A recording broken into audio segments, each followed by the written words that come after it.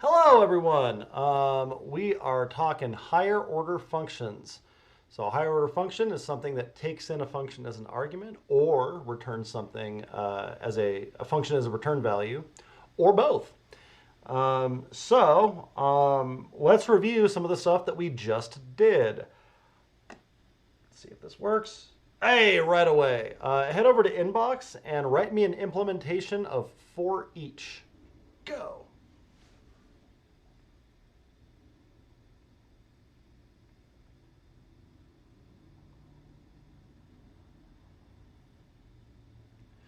Welcome back, Efren. Head over to Inbox looking for an implementation for each. Write me a function definition called for each that does for eachy kind of things.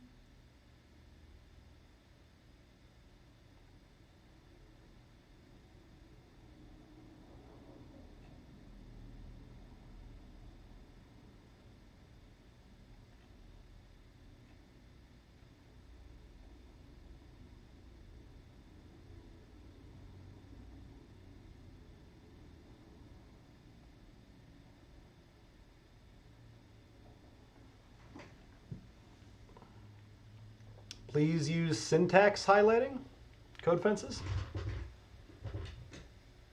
If there was the correct button. Grab I it back forgot a button. curly bracket on mine. It's like, as soon as I hit enter, I was like, damn it.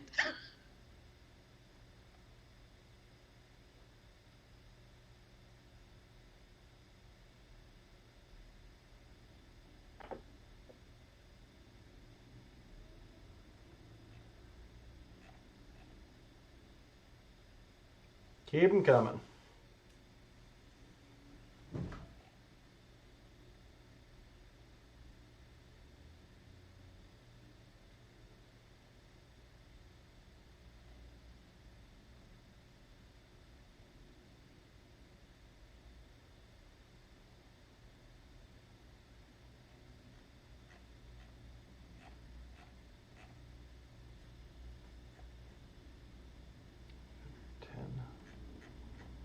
Two more.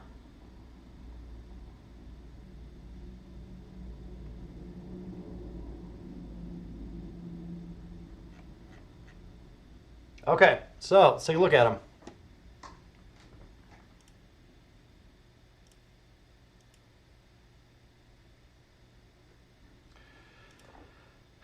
Okay, so first one. Yep.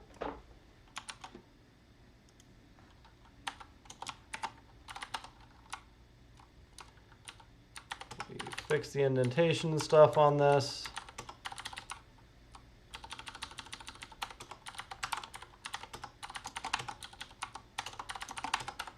Cool. So this takes in an array and a function, iterates over the array for every item in there, calls the function with the item. 2 thumbs up. That one mine. No, that one was Mr. Cherry. Congratulations, Mr. Cherry. Although Julie's is indistinguishable. It looks like mine, but I don't know. All right, let's take a look at this one. This one's similar. How is it different? It returned it. Yeah. That was So- smarter. So let's trace this one.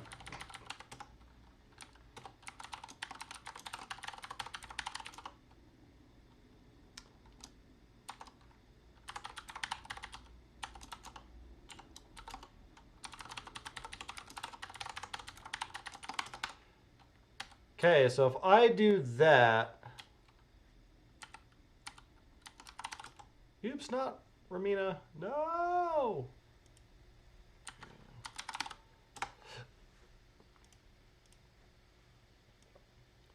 Let's trace what happens in this one.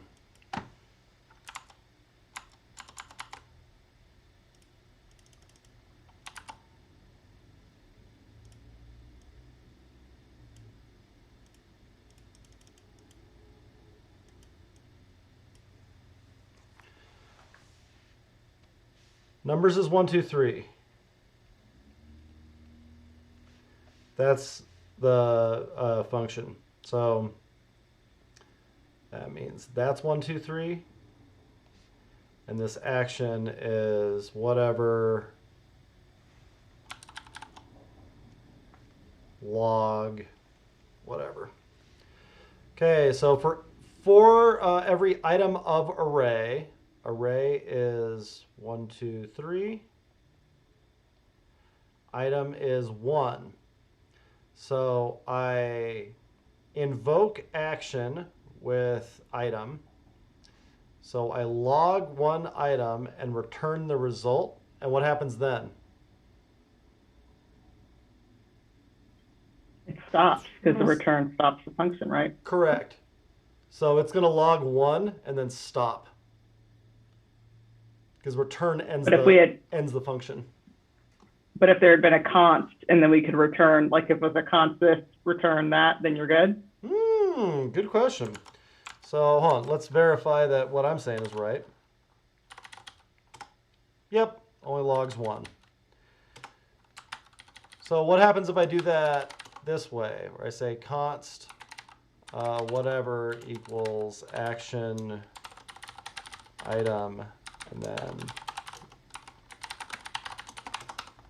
Or what if you made it an array first, though? If it was just an empty array? what was an empty array? Oh, like, so if it was like a const equals for each array, and then with Like- just your empty brackets Like here, const above the 4, sorry. Basically, if you set it up like we did for the filter, Yeah, fine. if we did, yeah. So if Or I not did fine, that, but filter. Yeah. okay, Yeah, and so then if you let item of array, But then you'd have to do another line, which is going to push okay. these items into that array.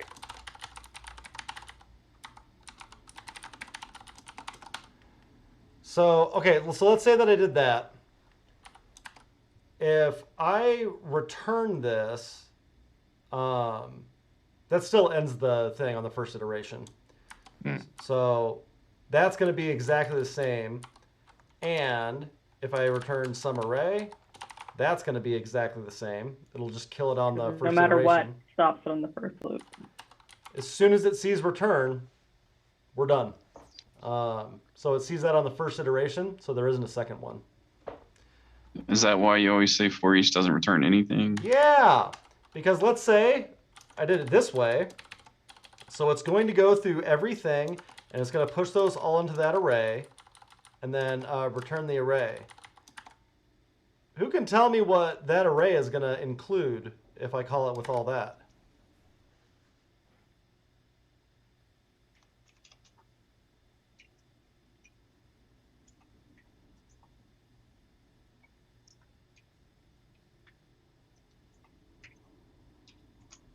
What does console.log evaluate to? Nothing. How do we say nothing Or in print. programming? Null. No, null is intentionally empty, No, undefined. Got it. undefined. So let's see what happens.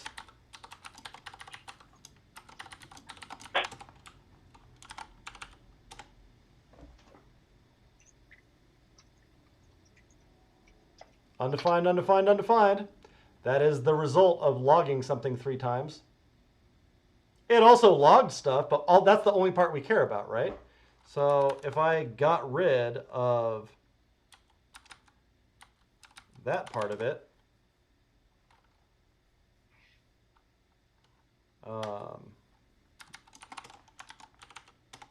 okay, that works. Well, hey, then this return isn't actually doing anything.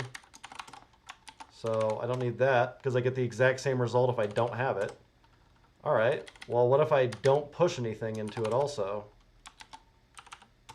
All right, well, it does the exact same thing. Okay, I guess I don't even need that array. So, hey, what do you know? It does the same thing. Do I even need to save this in something? No. That's why we don't return things in the for each things. What would the good be?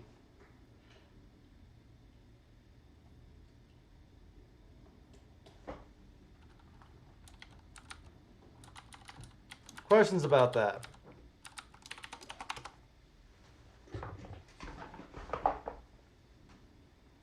Look at some more.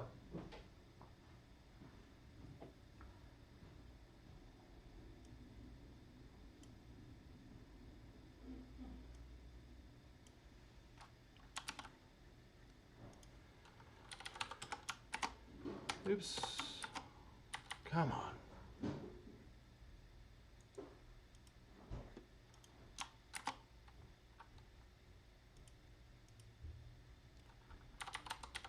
Okay, if I fix the indentation on this. Uh-oh, we got some pretty big syntax problems here. So, first one is that this name, that should be the name of the function, not the word name.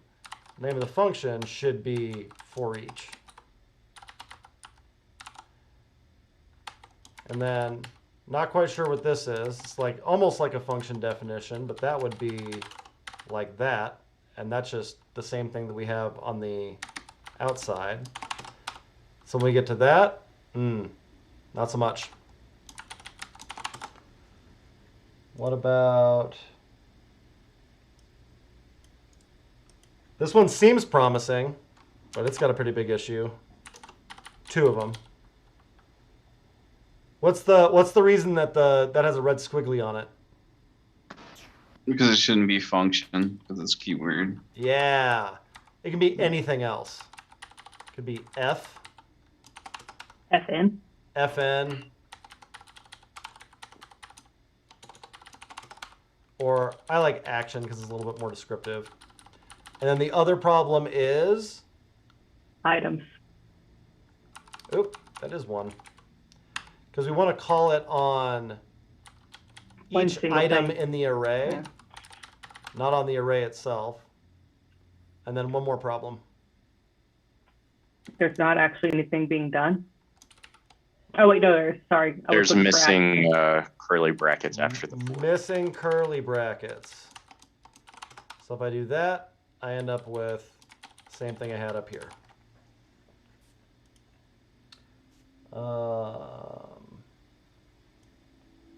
Similar one.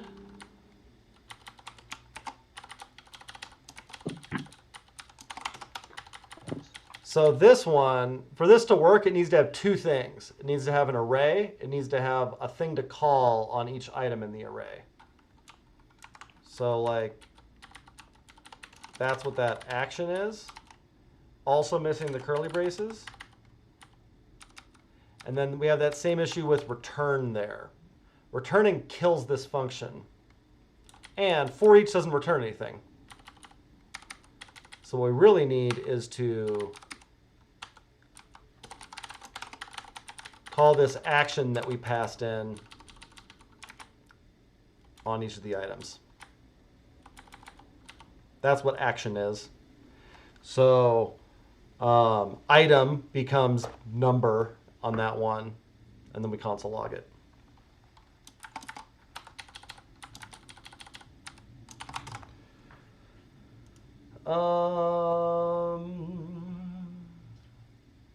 Cool. Other questions about how for each works?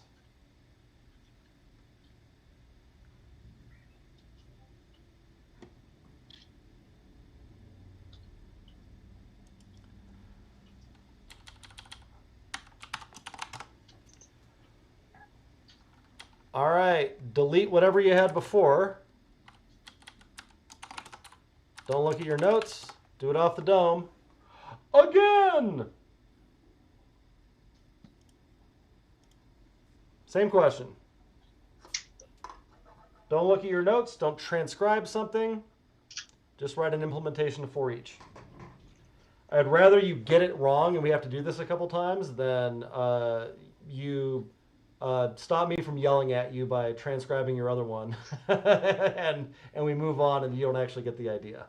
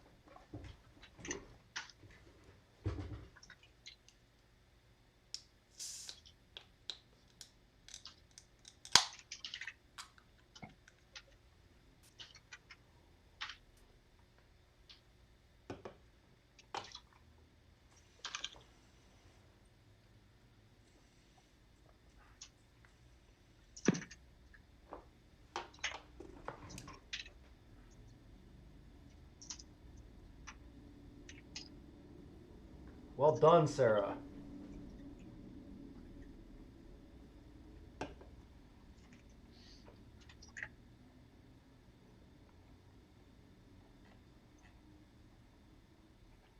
Well done, Brad.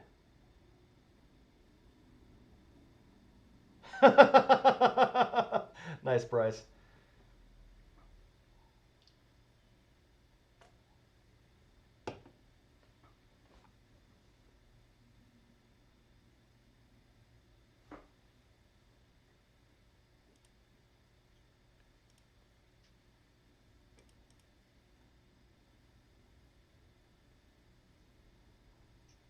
I went back to answer the question. I realized I never hit enter from the first question.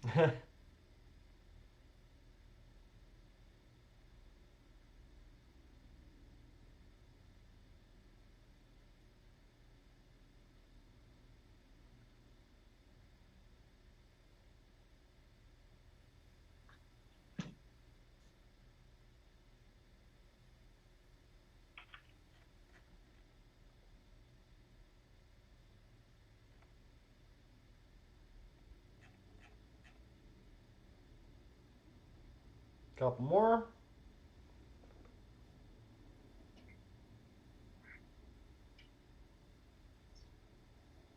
I just realized that JS is Markdown, not script. That's why it's Yes. been returning not pretty. I've been using script for whatever reason. I don't know.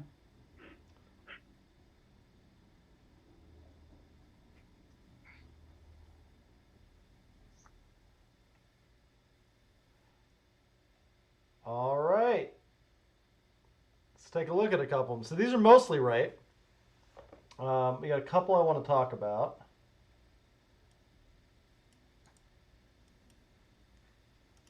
Here's first one.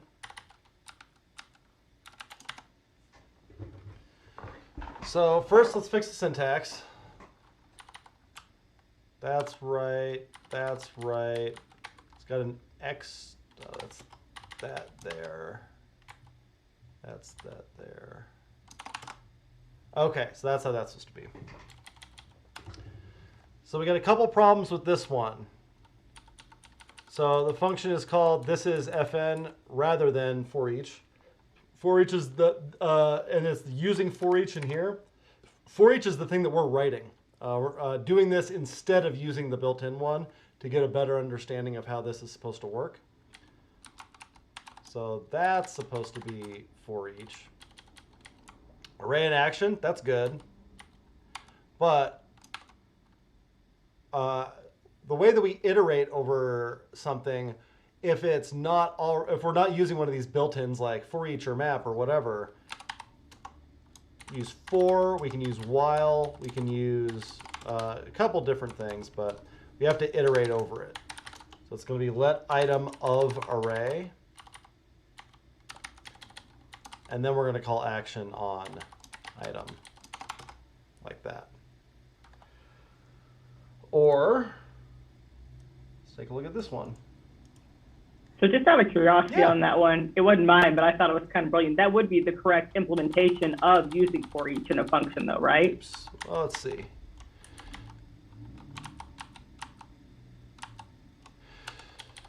So, almost. So this would need to be array. That would Okay, yeah. call for each on everything in that array and then call item on each one of them. That would do that.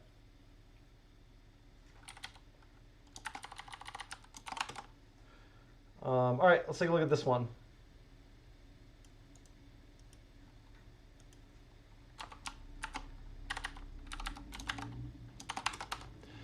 So this one's actually correct, but the names are a little bit weird. So could be hello. It's supposed to be for each, but hey, they're just letters, right? So that works. This calling this function group, not really. Because what it is, it's the thing that you're trying to do with each item. So it might be like what I'm trying to do. Could be something like that. But syntactically, doesn't make a difference. They just have to match. All right, let's take a look at this one.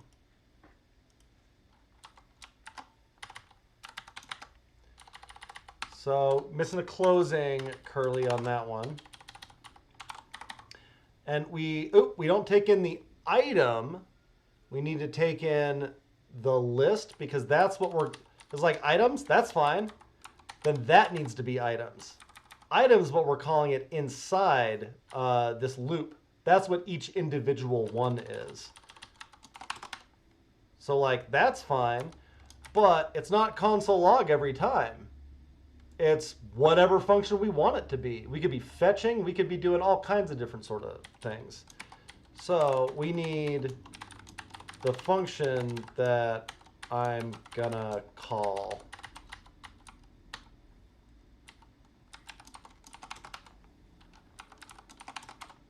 Oops.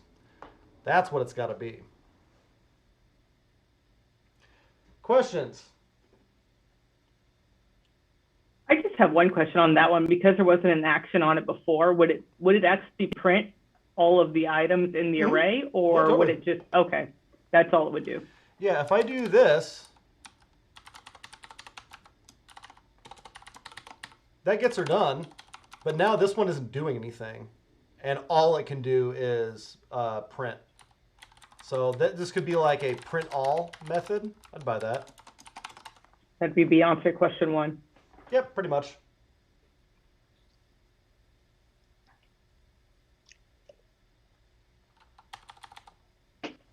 Other questions?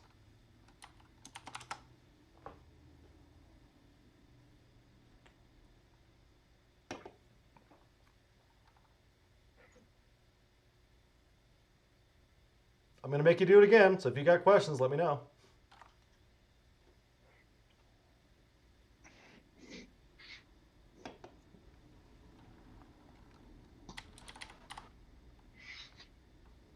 All right.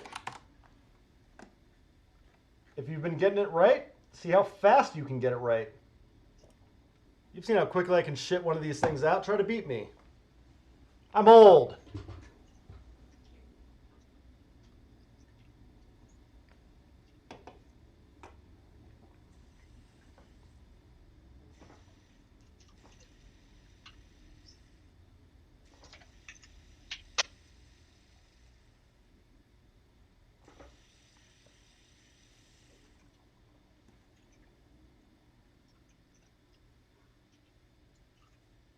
Well done, Julie. That was fast.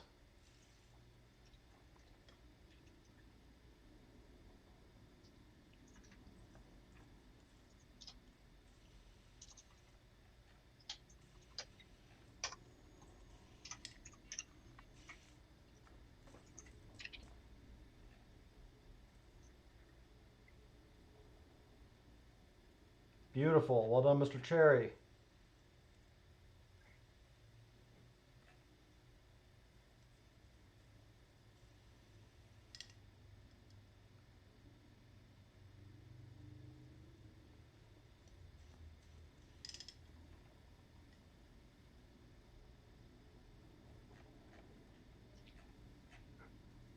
I got too excited and I forgot to do the closing braces.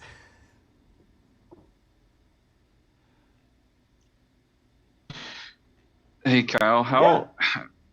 how quickly could you build an exercise that was like a build and burn of this to where like it would say like what you're doing right now, like what is this? And then we go and type. If we get it wrong, it goes and deletes the screen, like makes you do it again. That's a good question. So let me get through this one and shit, I'm gonna build one. Cool.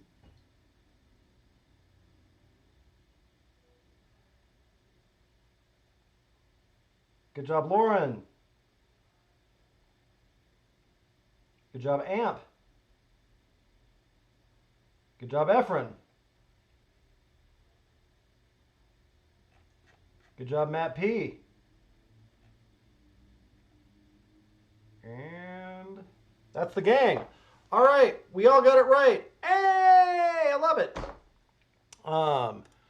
Okay, so Brad suggested, how hard would it be to make a build and burn that tells you whether or not you got it right? Goes, eh. So this will actually maybe wet your whistle a little bit for unit testing, because this is like primo unit testing kind of stuff. So let's build one. I'll show you how I did it. This is exercises, and this is going to be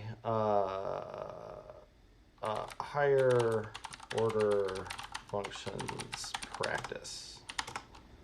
All right, so nothing in this folder, nothing up this sleeve, nothing up this sleeve.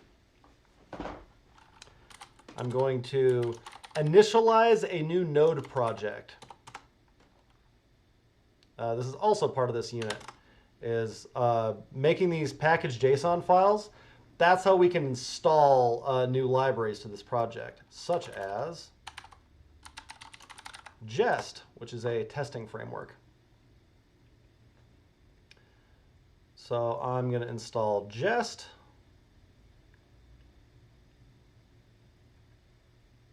So the npm install doesn't install the JSON file, or it just installs an empty one? So npm init y, npm init makes a package JSON file, and y fills it out with all the defaults. Otherwise, it like prompts you to fill all of this stuff out yourself. Okay. And then npm install Jest says, add Jest as a dependency to this project. So look what it did to the package JSON file. It added this dependency in there and looked up the version number and like managed all of that for me. All I said was, give me the latest version of Jest. And so then it put this in here. And so now when you download this and you run npm install by itself, it's going to look through this list of dependencies and download all this stuff for you.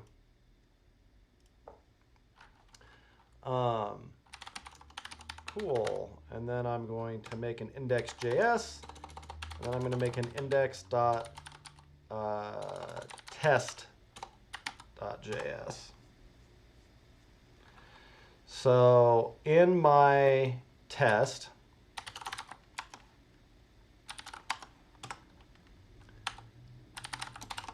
I'm going to use these things that are built into Jest. So first one, actually, I'm going to do describe for each.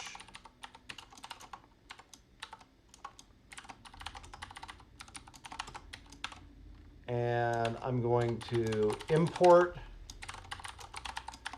for each from index, from index, like that. And then I'm going to say it calls console.log on each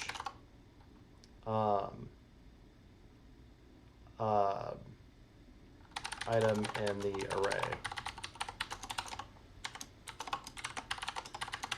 And then I'm going to say,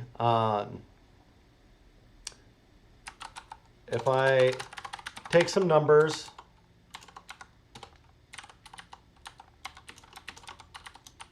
like that, and I call for each with numbers, and I'm going to make these, I'm going to make this thing called a spy.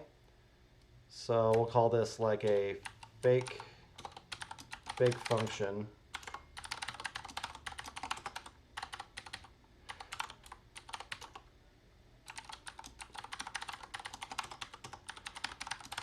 I'm going to expect fake function to have been called with 1, 2, and 3. I might have the syntax slightly wrong on that, but that's the idea. So I make some numbers just like I did on the thing. Rather than actually write out a function, I made a fake one that I can inspect. It's part of the testing framework. So it's a function. The function that I'm going to eventually write for this doesn't know it's a fake function. It just tries to call that fake function with each of these numbers. But then I can inspect the fake function and see that it got called 3 times with 1, 2, and 3. So, all right, let's see if that works. I'm going to add a test script.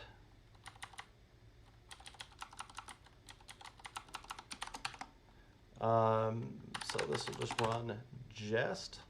I'm also going to add another one called test watch. I'll show you why in a sec.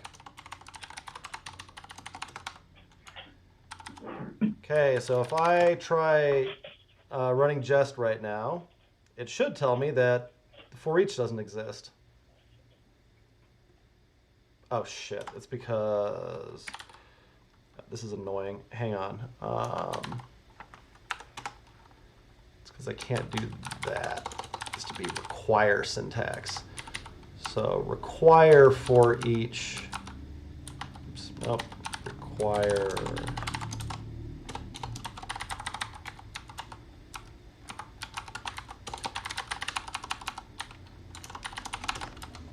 Different module system. All right, so now if I try running that, it should tell me that I haven't defined anything called for each. Yep, for each is not a function. You're telling me. So if I go over to index.js though, and I module.exports for each, then I can write a for each function up here and do all the things we just talked about. So for let item in array. Do that. All right, let's see if it works. Array, right? What was that? It's supposed to be item of array. You are correct. It's in like every other language. I keep like it was all over your curriculum at the beginning too, for that very reason. It was just going off of memory. Let's see if I got the syntax on that thing right. Okay, it got 1. Oh, interesting. It didn't get. It was expecting 3 calls and it didn't get 3 calls. How strange. I still think I got the syntax on this wrong.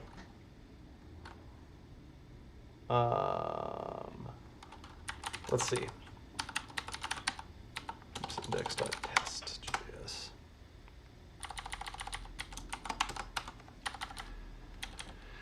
So the way that I wrote this takes in an array, iterates through every item in the array, and calls action with that item.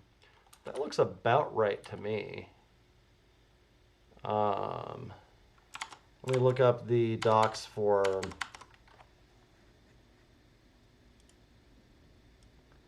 to have been called with.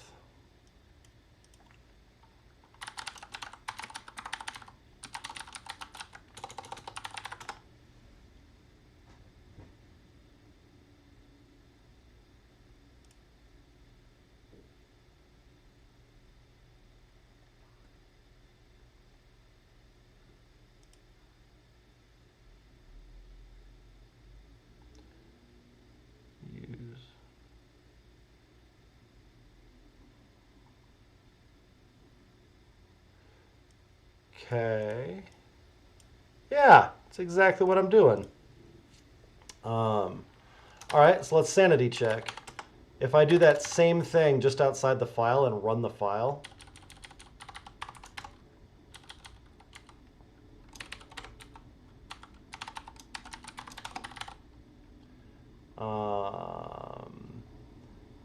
and so that'll be for each numbers, number, console.log, number. All right, so if I do that, will it print the three things to the screen? Index.js. Yep, this works.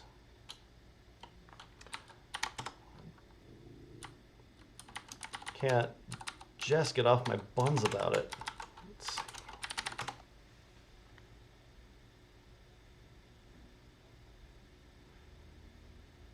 Why did it only get the first call? Oh, that's gonna drive me crazy. All right, I'm gonna do the other ones real quick and see if there's just something hinky about that. Index. Okay, so we have one of those for each. Let's skip it for right now. I'm going to describe map. So it doubles numbers. So I have those. And then I call map.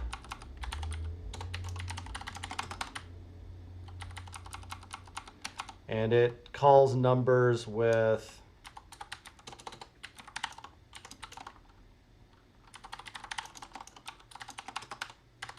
numbers times 2. And so I expect that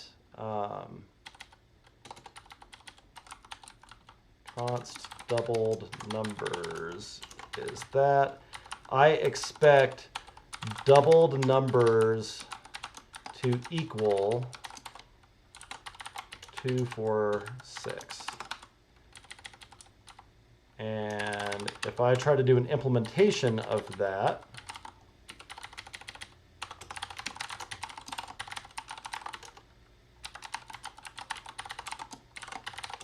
On the first one, is it because you didn't console.log it?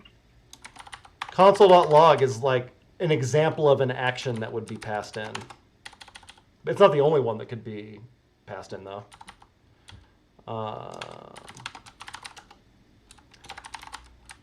Formed array. Turn. Hey, Julie, I think you're pair programming. Yeah, totally. You get it. Push. Transform item. Cool. Transform. All right, let's see if that works.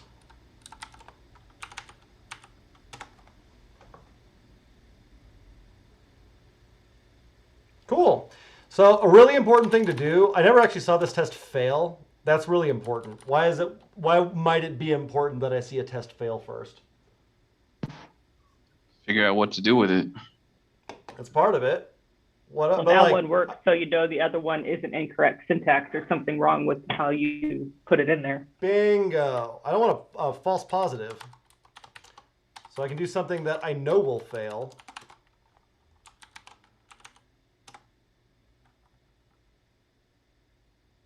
Cool. So this is telling me that I was expecting to get this 8 and then I didn't get it. I actually don't want the 8. I just need to see that that test fails. So now when I run that, it stays green. And then to keep you from cheating and just hard coding the response, I could write another one of these that says like, it triples numbers. That's like that.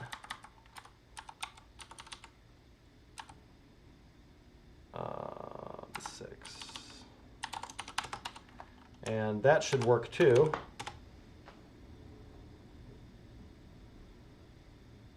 It do. And then, because it's not just numbers, I could be doing anything. So it could be like, it pulls a property out of an object. So maybe these are people.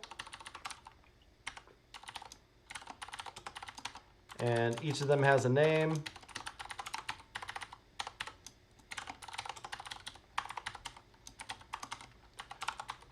And this is Matt and Sarah. Okay, so that's my array of objects. I should be able to map a group of people and then get their name. Then I would expect names to equal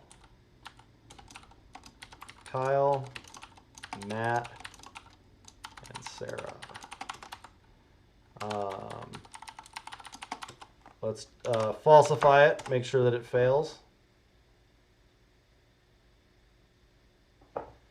Hey, I was expecting this, but I got that. All right, that works.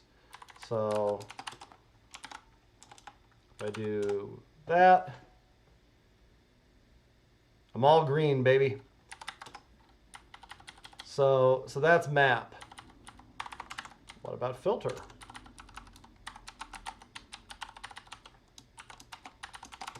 So this is how you set up the candy shop stuff. I was wondering how that happened. Hey, there you go. And like all of this is part of Unit 3, by the way. And I have a hunch that there's like probably about a quarter of you that are going to lose your shit over testing and just fall in love. Because testing is awesome. So filter, it removes even numbers. So I've got that, maybe that. I take filter,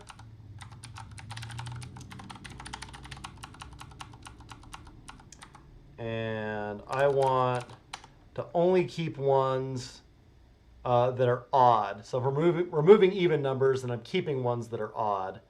And so I want anything where number modulo 2 is not 0. And so I would expect filtered numbers to equal 1 and 3, like that. And maybe I also want one that works for objects. It removes people under 18. So I can take these people.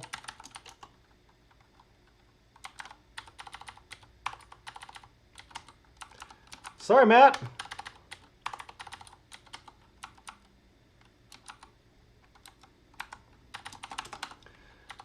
So we should only see Sarah come back from this one. So person.age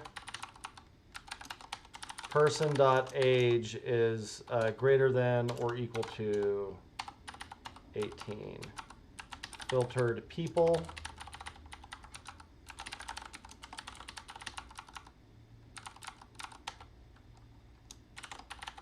Should be name Sarah, age 25. Okay, so I've got some tests for filter. If I npm test that, it should tell me filter. I don't know what you mean by filter. Filter is not defined. I'll define filter for you. So I put filter in there.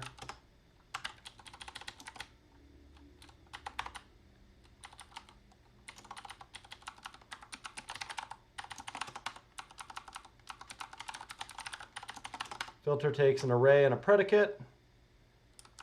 This is filtered array. This is if predicate with item passed in, predicate, return filtered array. And then export it. All right, does it work?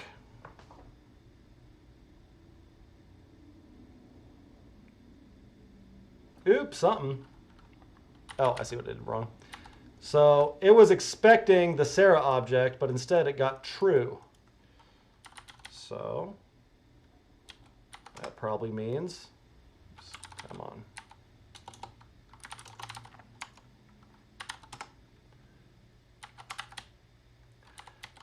I'll push predicate item. I just push the item in. Oops. So now if I run the test, she passes. Okay, same thing with find.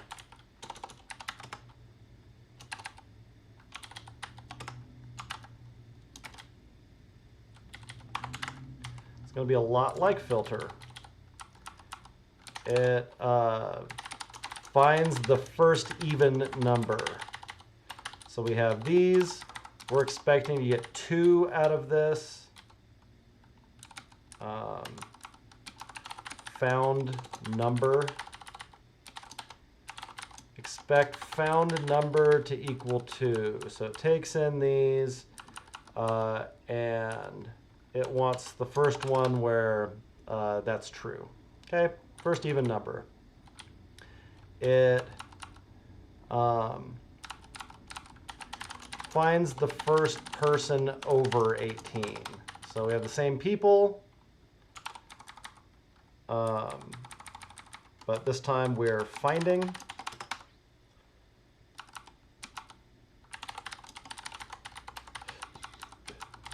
Kyle, on line 66, should it also be find instead of filter? Well, and Online- describe find instead of filter, right?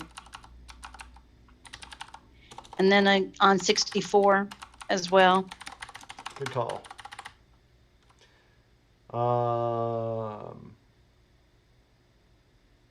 Cool. All right, let's see if it works. Don't you like having 11 pair programmers with you? Love it. All right, so I got some failing tests. What I like to see. Come on. Clear out all these. There we go.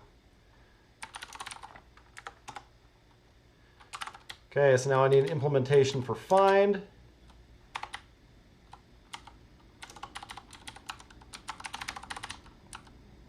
Otherwise works the same way, we just don't save anything. And this is just returned if we find a match. So then we export it. Do she pass? find is not, oh, I need to import it too.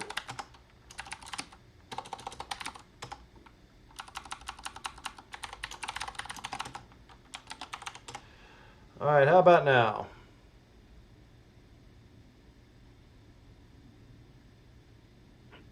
Oh, it's still expecting it in an array.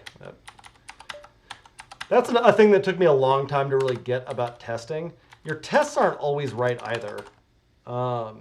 It's a conversation that you're having. But rather than me console logging a bunch of shit and then just doing like node index.js every time, I have something that's doing all of this work for me automatically. It's doing the boring stuff for me so that all I'm doing is the thinking parts. That's what you want a testing framework to do.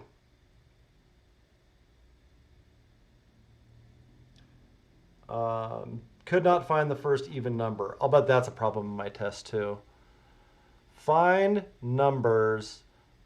Function is, oh, it's because I didn't give it the actual numbers.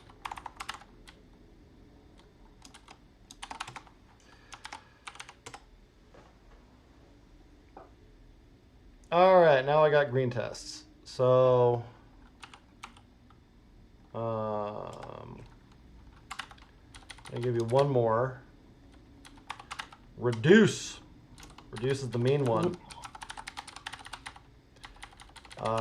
It sums numbers. So if I reduce takes three arguments in this case, because it also needs an initial value. That'll be the sum.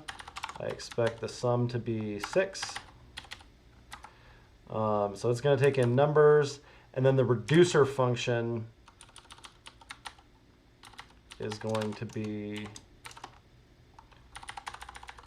sum number, sum plus number, and cool. And then I'm also going to reduce a, like it counts occurrences. So that'll be like reduce, it'll initialize to an empty object. It'll initialize to an empty object. The function will be the object and the item. And what it will return is a new object where you spread the object. Oh no, I'm doing this differently. I'm gonna say, oh yeah, I still want to do it this way. I'm gonna spread the object and then there we go. It'll count, or it'll find matches.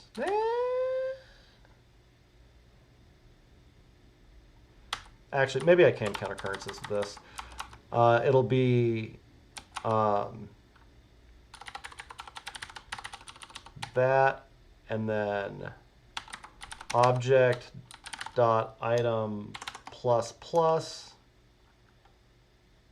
Sorry, object dot item object dot item plus plus or 1. Okay, is that syntax awful enough? Let's see. And since I'm returning an object, I need these squirrelies on it.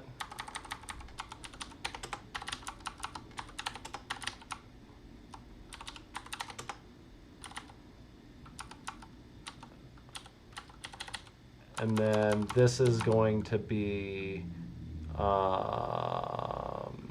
items.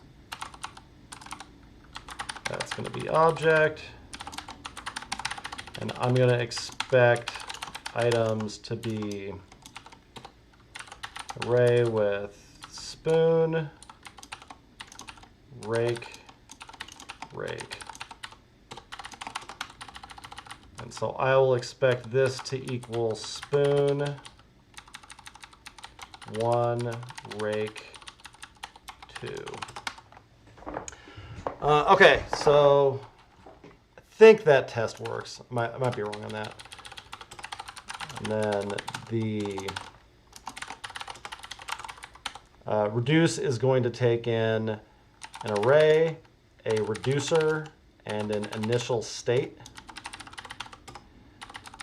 And what we're going to do is we're going to iterate over the array. So for let item in array. And for every item in the array, we want to, ooh, I know. We'll do current state. Starts out as initial state. And then we will call the reducer with the current state and the item. And that's what current state will be every time. And then we will return current state. Export this. Export this, or import this. All right, let's see if it works.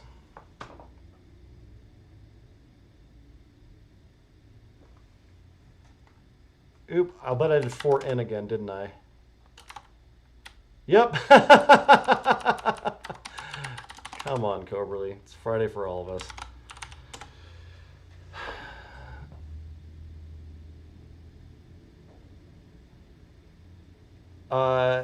I expected rake to be on there twice, but it was actually on there once. So I think I wrote that test wrong. Or maybe just yeah, let's take a look. Yeah, rake's definitely on there twice. So I'll bet it's this line right here. And I'm going to say, okay, if object.item exists, then it's object item plus 1. Otherwise, it's 1. All right, let's try that. Still, huh? Okay, so the function takes in the object, spreads whatever it is, looks up what the item is. If the object already has that item, then it is whatever that is plus 1. Otherwise, it's 1. So like if I wrote the ternary this way,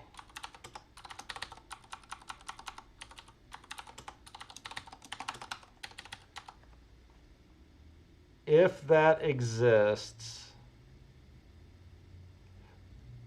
if it doesn't exist, it's 1.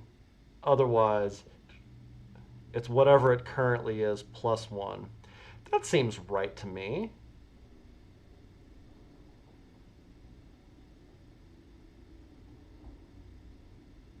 So here's another way to test this. If I do just another item on here, take a look at the failure. Does it give 1 for that? Yes, it can always do at least one of them. What if I don't have but on there? Come on, D2. There we go. What if I take spoon out? Will it give me rake just once again?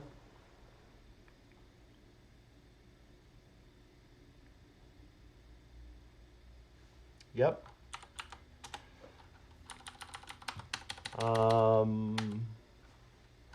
Put that back. Whatever object already is. So that will be spoon. Object.spoon will be undefined. So that will be false. So that makes that 1.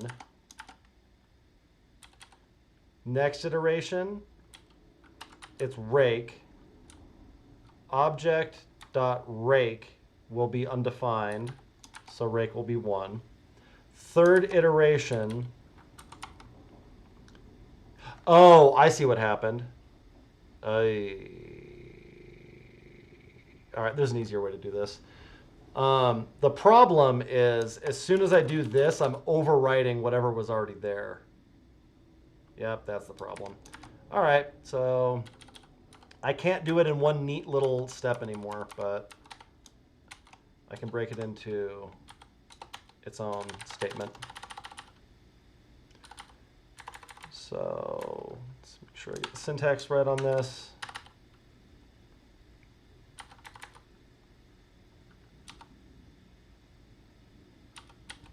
Okay. Then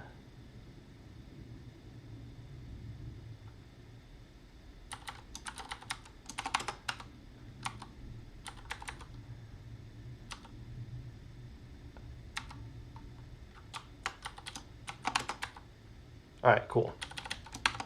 So what I really want to do is object at item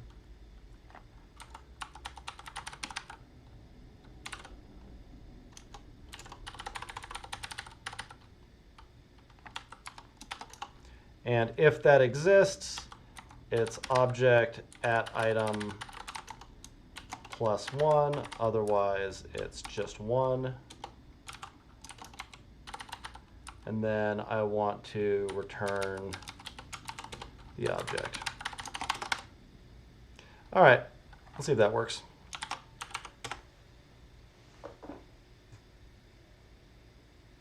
Pew! All right, last thing. Let's figure out this thing with the SPY. Why isn't the SPY working? So one of the ways that we can do that is by examining the fake function. So if I do that, I want to console log fake function.mock. What secrets do you hold? Oops, I need to unskip the test though.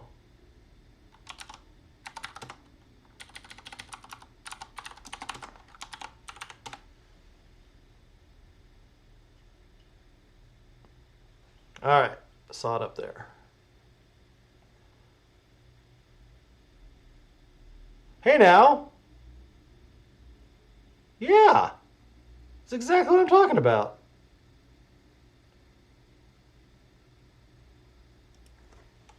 That mock knows what's up.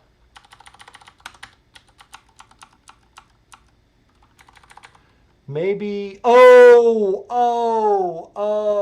I get what happened. This was expecting it to have been called one time with 3 arguments, not 3 times with 1 argument. So what it really wants is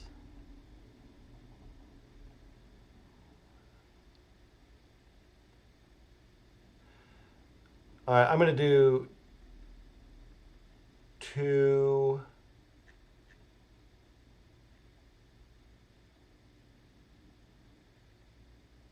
have been called times 3.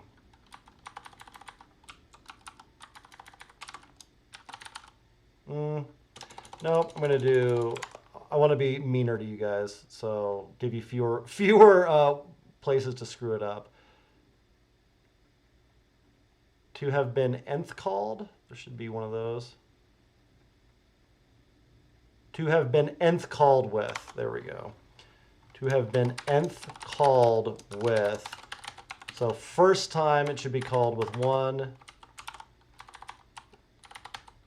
third time with 3, second time with 2. All right, try it now.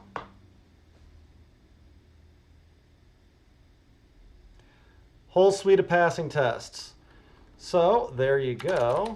I'm going to initialize that. I'm going to echo node modules into gitignore so I don't commit all these dependencies. I am going to commit everything as a reference. And then I'm going to go into index.js and delete all of these.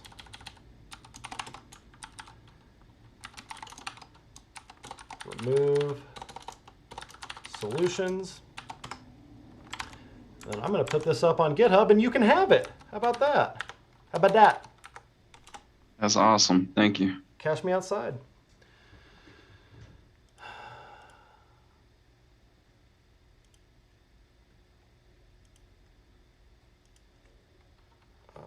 Higher order programming exercises.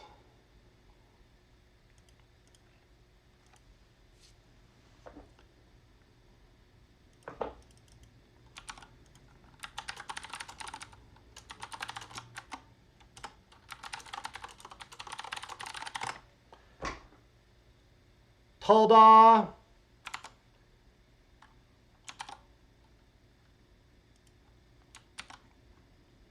Let's see, I'll throw this in chat.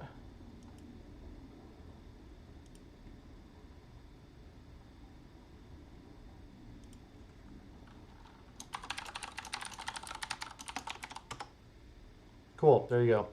All right, back to what we were doing.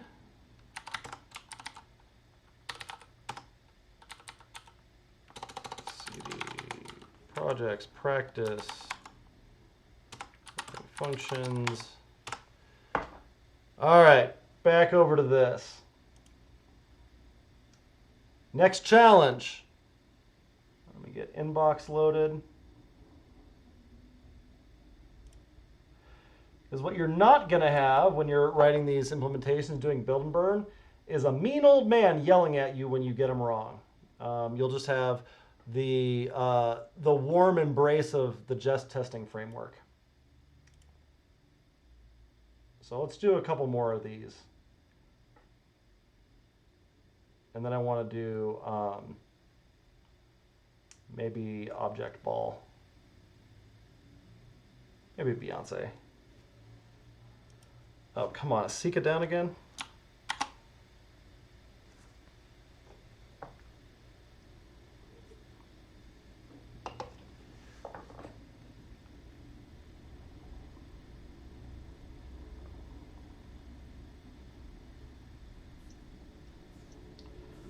All right, Sika's back on the struggle bus. So let's do map. I'm going to put 4 minutes on the clock. See if you can write a map.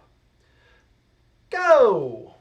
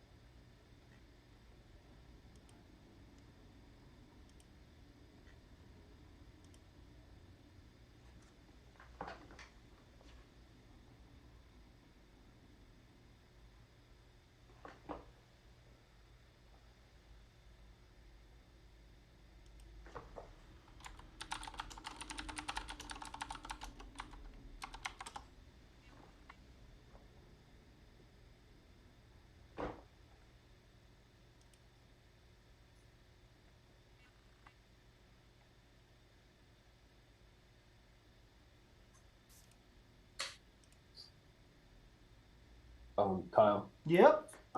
I'm spinning blue on the inbox. I tried to refresh it twice. Yeah, no, it's not an inbox. Just do it, and we'll talk about it. Okay. Okay. I am yeah, my server's down. I'm looking at the error logs right now, trying to figure out what's happening.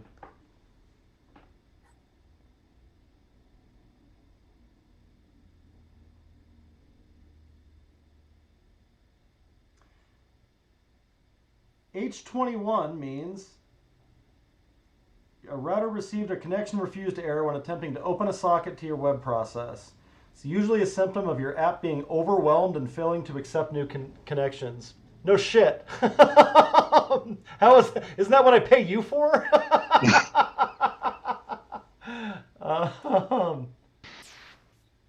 So if it help anyone, what I did is I just opened up a code sandbox and did a vanilla JavaScript, and I have the array numbers that we've been working with all day, and it gives you the direct result. Oh, there we go. Now I got an error I can do something with. Reached heap limit allocation failed. JavaScript heap out of memory. All right, there you go. Server's running out of memory. Sika's gonna have to go Super Saiyan or not survive. Tell you what I'm going to do for right now. This is actually kind of Back up now, actually. So yeah, it just rebooted. This is something that's kind of cool about this. So,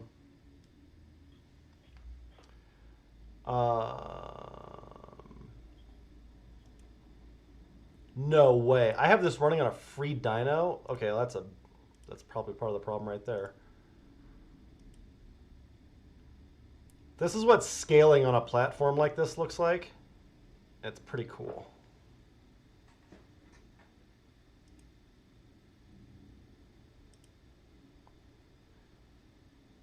Will it let me? Yeah. On the hobby, where's it? Maybe they got rid of it. It used to be a little slider that was just like, more please.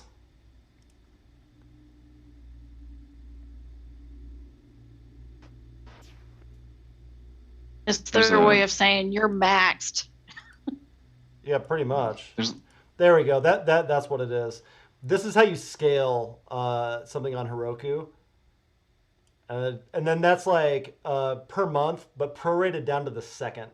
So like I could do this and run it for a couple seconds if I had like a really big job, and then just scale it back down when it's done. But that is the thing that is cool about these cloud platforms. We go down to hobby. I had no idea I was running that on a free dyno. No wonder. Good gravy. All right, I'm gonna go over here, restart all the dynos. This is gonna kick you off if you're on there right now.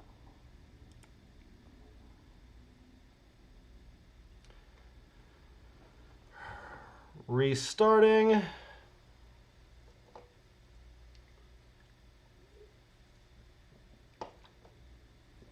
All right, it's back up. Look, that's all of you connecting. All right, that should be better. All right, I want a thumb scale. How did writing your own map work? Thumbs up, thumbs sideways, some ups, some sideways, some ups, some sideways, some sideways kind of leaning down. All right, all right. So let's walk through it one more time. If I write a map, this is going to take an array and a transform.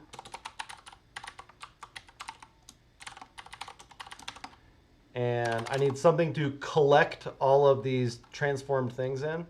So it'll be like transformed array. I need to iterate through that array. So for let item of array.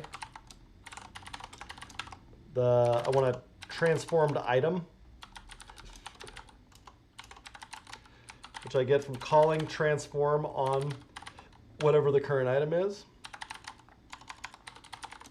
Then I can push that transformed item in. If I didn't want to use push, I don't have to. I could also call that let transformed array, and then make this like transformed array equals, and then spread it. And put the transformed item. This and this do the same thing. This one's a little bit better because it doesn't change the original array. It replaces it with a new one. But same code. Then return it. That's mapping.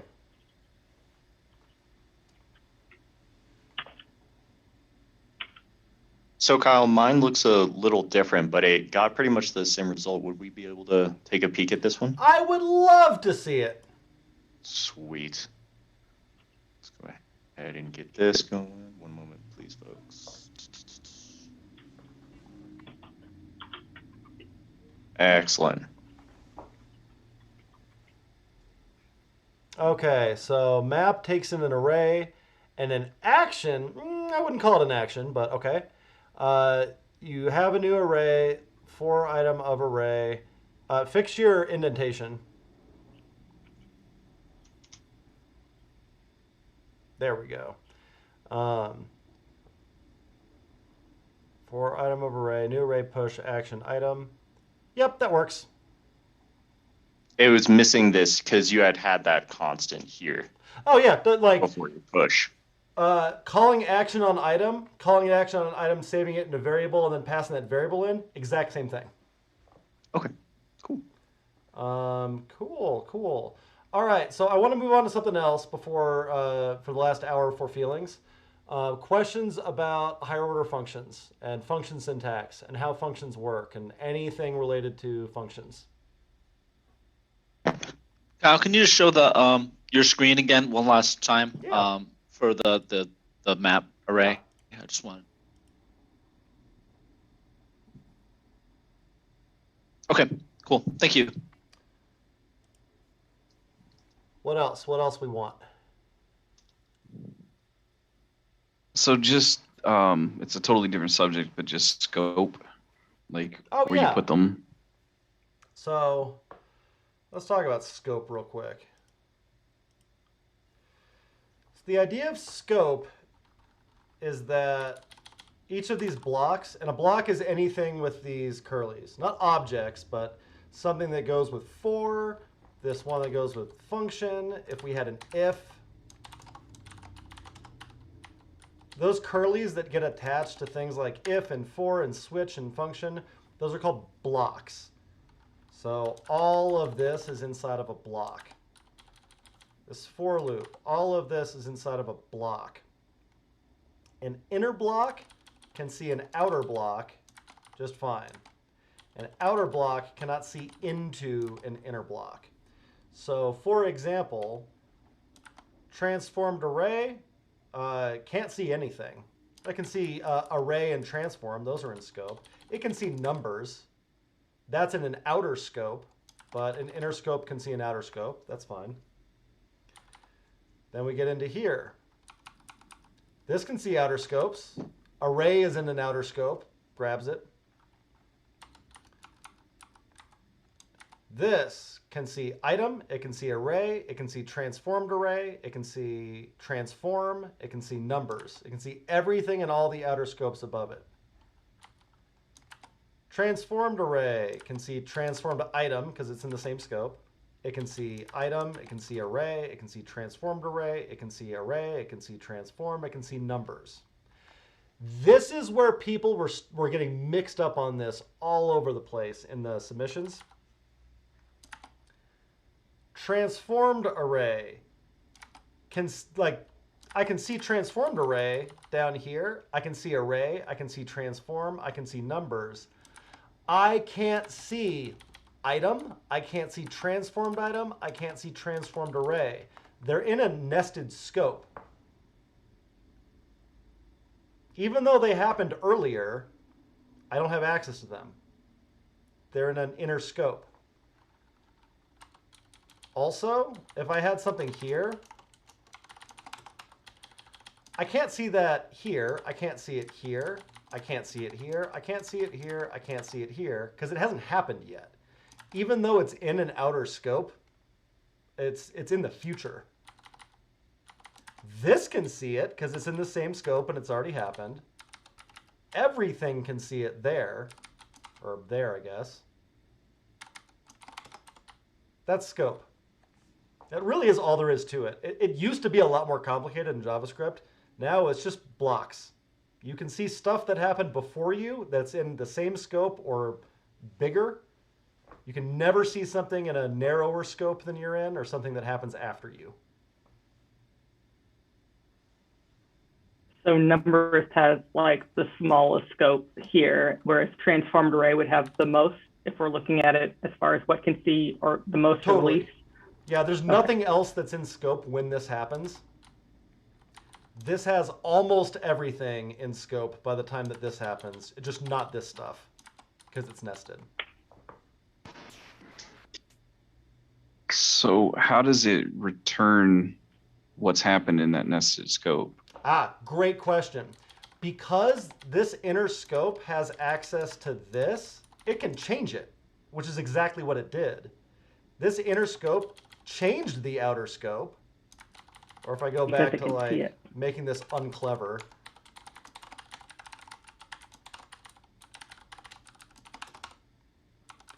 This transform.array, since this inner scope can see it, it can do things that change it.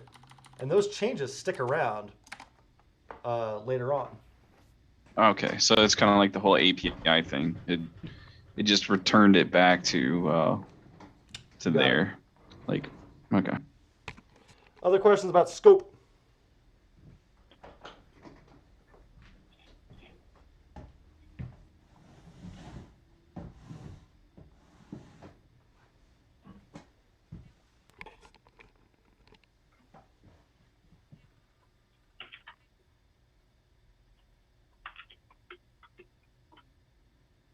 Cool. We've been jibber jabbering a while. Why don't you take 5 minutes? You can hang out on the call back at 2:15.